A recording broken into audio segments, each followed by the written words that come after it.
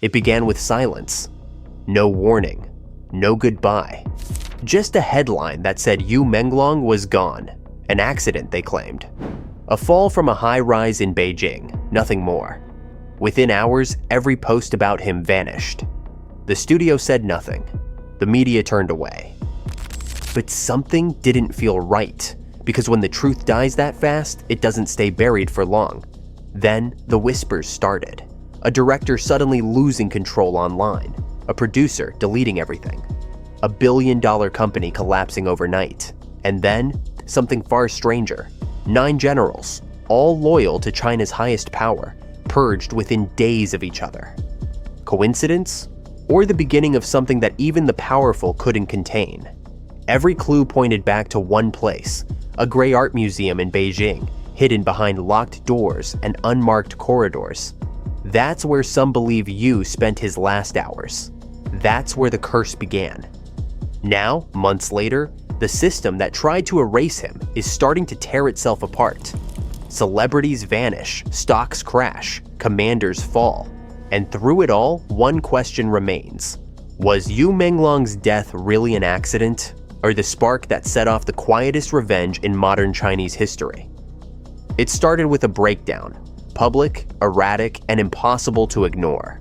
On October 18th, director Fang Li, one of the 17 suspects quietly listed online after Yu Menglong's death, suddenly snapped. He took to social media in a furious storm, calling those who questioned him despicable people hiding in the dark. He dared them to show evidence, to use their real names, to confront him directly. And then, as quickly as it appeared, his post vanished, along with his account. For weeks, Fang Li had said nothing. He'd been silent since that night in Beijing, the night witnesses claim he left the city in a rush and flew to Chongqing hours after Yu's fall. But silence has a strange power in China. The longer it lasts, the more people start to listen. When Fang finally spoke, the internet exploded. His anger didn't calm suspicion, it confirmed it. What followed was chaos.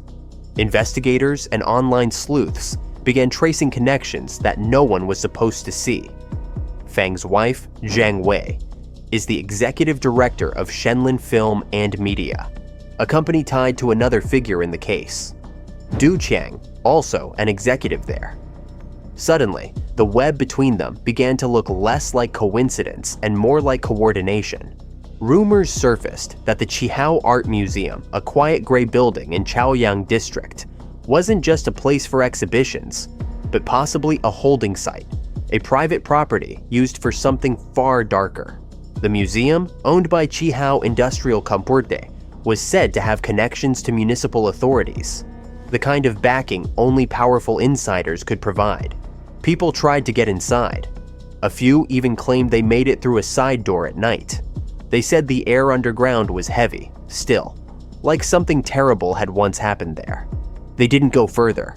They couldn't. And as fear spread through the industry, others began to panic. Private messages leaked. Weibo accounts disappeared. Agents, managers, and minor producers all started scrubbing their online traces. They said they were afraid of online slander, but the timing told another story. They weren't afraid of lies. They were afraid of the truth being pieced together. The panic wasn't limited to individuals. Even media companies began distancing themselves from one another. Certain programs were quietly pulled from schedules. Entertainment portals that had once praised Yu's career now refused to print his name. It was as if the entire system had agreed to erase him, yet every act of erasure only made the mystery louder. By late October, whispers reached foreign platforms. Anonymous posts from what claimed to be industry insiders suggested something darker still, that what happened to Yu was never spontaneous, that he had seen or heard something meant to stay buried, and that some of the people now panicking were those who helped cover it up. Whether those claims are true remains uncertain, but one thing is clear: since that night in Beijing, the fear hasn't stopped spreading. Directors, producers, even actors once thought untouchable are now watching what they say, deleting what they post, and pretending not to know what everyone else is whispering. Because in this story, the silence isn't just strange, it's survival. At the edge of Beijing's Chaoyang District, surrounded by modern glass towers and luxury apartments, stands a strange building that doesn't belong. Locals call it the Qihao Art Museum, a name that sounds elegant, but the structure itself feels anything but. It's made of raw gray concrete, sharp corners, narrow corridors, and no visible windows. Even in daylight, it looks like something built to keep people out, or something in. According to online investigations, Qihao Industrial Company. The company behind the museum has ties to several municipal departments. Its records, though public, are incomplete. The names of executives appear, vanish, and reappear under new titles. But what really drew attention wasn't its paperwork. It was the belief that this building, this silent gray fortress, was where Yu Menglong spent his last days. In early October, a few daring netizens claimed they tried to sneak inside. They found an unmarked entrance behind a service alley. Beyond it, a flight of stairs led underground. The walls were concrete, the air thick and cold. One person said their flashlight caught a glimpse of something metal, like a camera mount, bolted to the wall.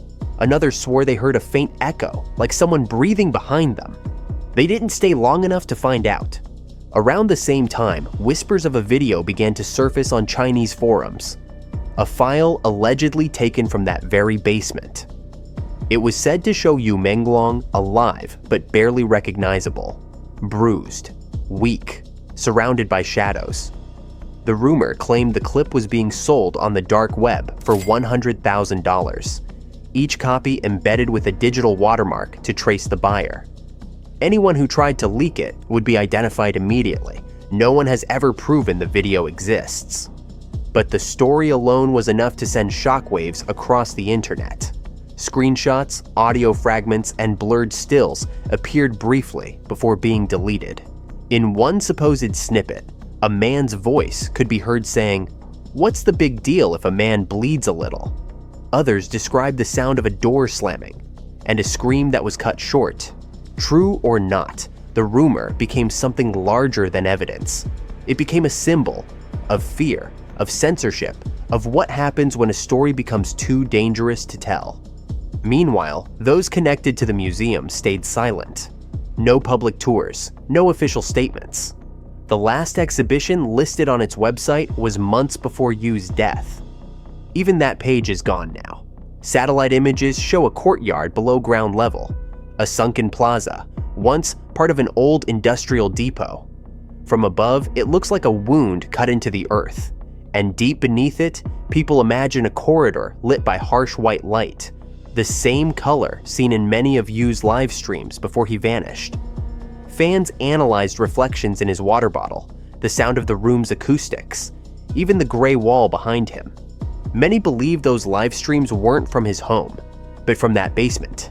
But the most chilling part isn't the building itself, it's what came next. Because not long after these theories spread, accounts posting about the Qihao Museum started disappearing one by one.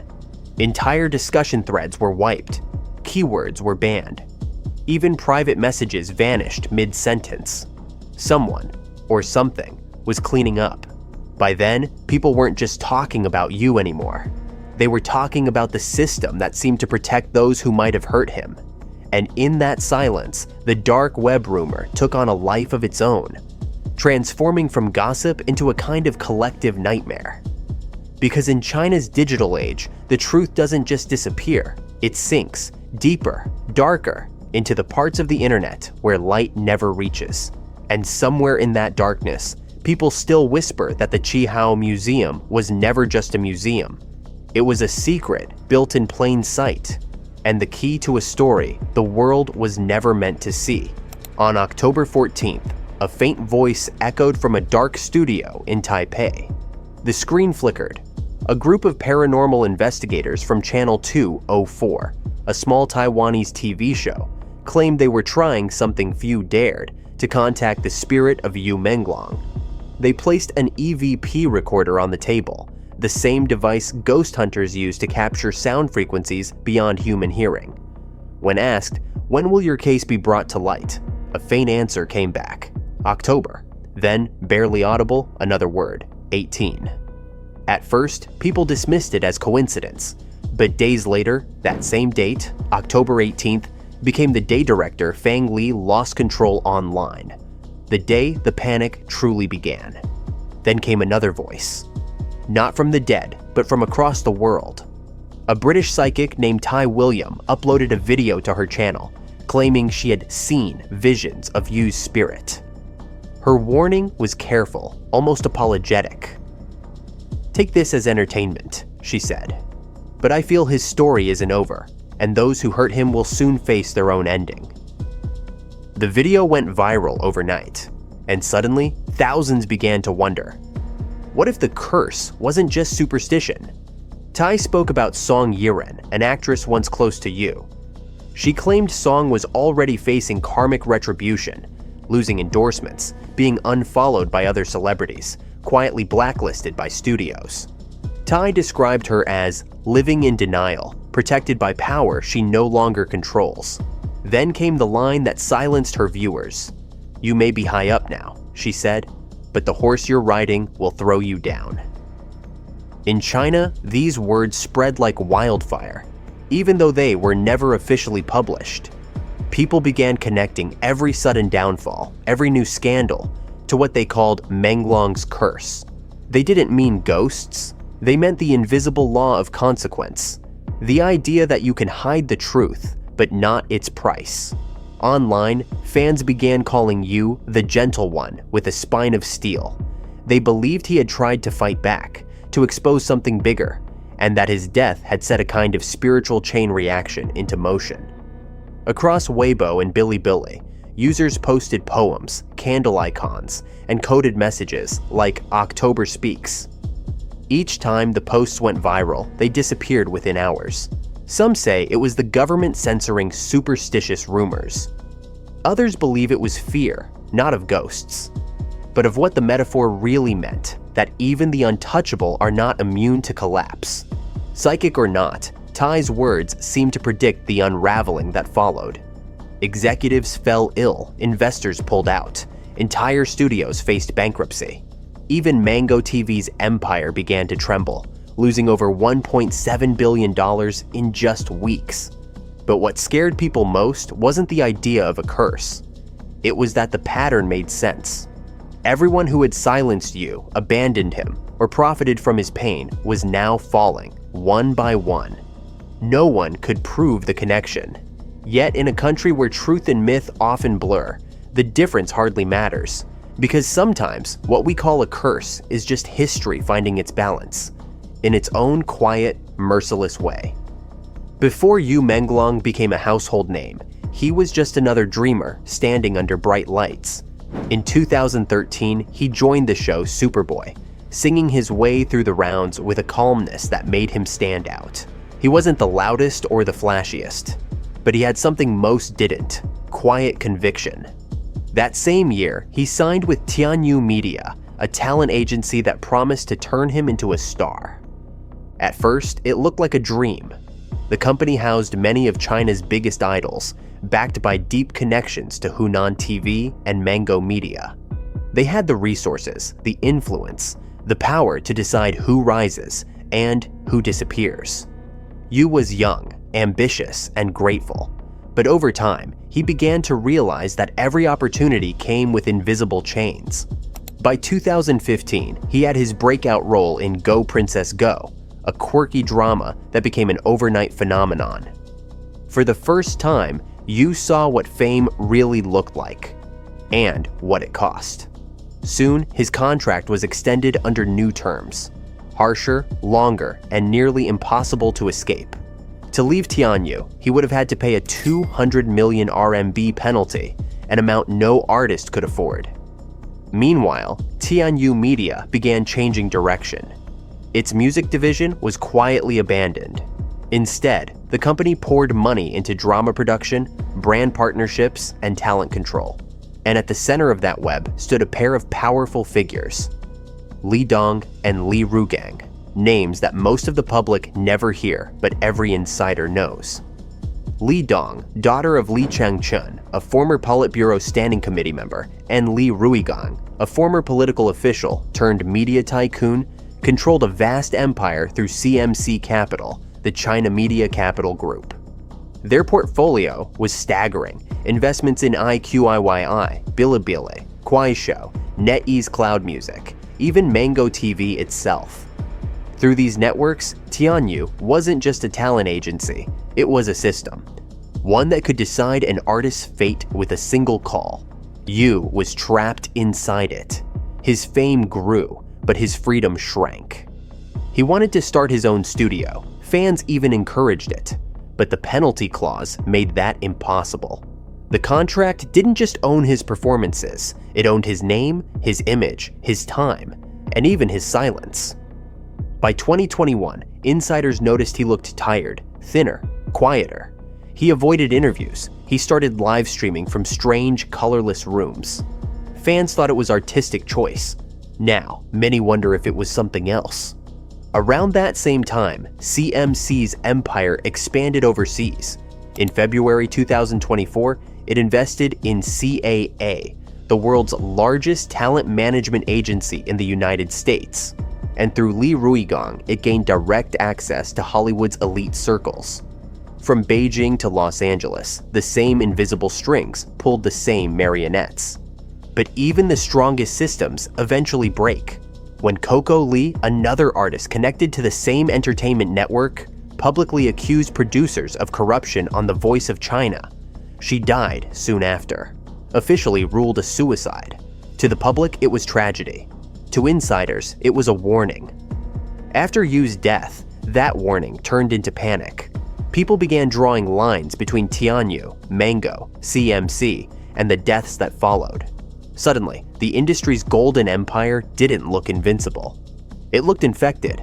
The very people who once believed they could control every outcome now faced a problem they couldn't erase: the loss of control itself. Yu's story became more than a mystery. It became a mirror held up to an entire industry built on power and silence. And the reflection staring back wasn't fame. It was fear, because in a world where everything is owned, even a man's final breath can become someone else's property. As China's entertainment world unraveled, the tremors reached places no one expected, the very heart of Beijing's power.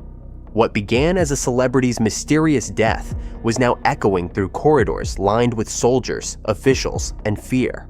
On October 17th, during the week of the fourth plenary session, a single broadcast from CCTV's military channel sent the country into quiet chaos. The anchor's tone was measured, the words heavy. 9 generals, all loyal to Xi Jinping, had been expelled from the Communist Party and handed over for prosecution. The screen listed names one by one: He Weidong, Miao Hua, He Hongjun, Wang Shubin, Lin Xiangyang, Qin Shutong, Yuan Huaji, Wang Haobin, Wang Chunning, each a man once untouchable, now erased. Officially, it was about disciplinary violations and massive corruption. But inside China, people whispered another explanation: that the purge was part of the karmic fallout from Yu Menglong's death. It sounded irrational, yet it spread faster than any official statement. Because in a country where superstition is banned, few things are feared more than bad fate. Some claimed that Yu's death had disturbed something sacred, a balance of destiny that even the most powerful couldn't escape. Others drew connections to Xi's own misfortunes, calling it the unraveling of his dragon vein. They referenced the Qinling Mountains, long believed to hold China's spiritual lifeline. In 2022, a massive tunnel had been drilled through its base as part of the South-North Water Diversion Project, an engineering feat the government celebrated, but one that ancient geomancy saw as a fatal wound to Xi's energy. Now, with his inner circle collapsing, those whispers returned. Was it politics or punishment? And then there was the photograph.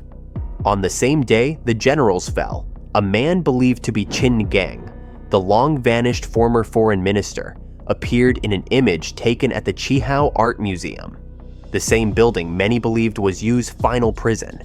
He was said to be attending an event for the Beijing International Music Festival, smiling faintly, surrounded by cameras. But for 2 years, he had been missing, rumored dead, purged, or worse. His reappearance, in that place on that date, felt like a message. If true, it meant the cracks were spreading through every layer of the state. Not just censorship, not just media, but the entire machinery of power itself. Some analysts interpreted the chaos differently. They said it was factional warfare, an internal cleansing before the next wave of reforms. But to the millions still haunted by Yu Menglong's story, it felt like something deeper, the curse moving upward. It wasn't just the industry burning anymore. It was the system that allowed it to exist. The downfall of 9 generals, the silence of state media, the reemergence of ghosts thought long gone. Together, they painted a portrait of a regime that could bury scandals, but not consequences. And in that silence, one detail stood out. In a private message that circulated before being deleted, someone claiming to be a mid-level CCTV employee wrote, "This is bigger than entertainment. Some people are being punished for things we can't speak of. Everything began on September 11th. Whether it was truth or theater, the story had taken on a life of its own. No longer about one actor, but about a nation caught between belief and control. Because when a system builds its power on silence, every buried secret becomes a ticking clock. And sometimes it only takes one name, Yu Menglong, to start the countdown." In the end, every story that China tries to bury seems to find its way back. Through whispers, screenshots, fragments of deleted truth. Yu Menglong was supposed to be another forgotten name, another accident written off in 12 hours. But instead, his silence became louder than any official statement. Months have passed, and yet his shadow still stretches across Beijing's skyline. Over studios shuttered, generals purged, and empires losing billions. Even those who mocked the idea of a curse now speak more quietly, as if afraid to tempt whatever force might still be listening. Because whether you believe in fate or not, something has clearly changed. The system that once silenced the weak is now choking on its own secrets. From the basements of art museums to the boardrooms of billion-dollar corporations, from live stream rooms to the corridors of power, one truth remains. Every empire built on fear eventually fears itself. And maybe that's what this story has become. Not just about an actor's death, but about the ghosts that power creates when it refuses to face its own reflection. The name Yu Menglong has become more than a headline. It's a mirror, one that the powerful can no longer look into without seeing themselves.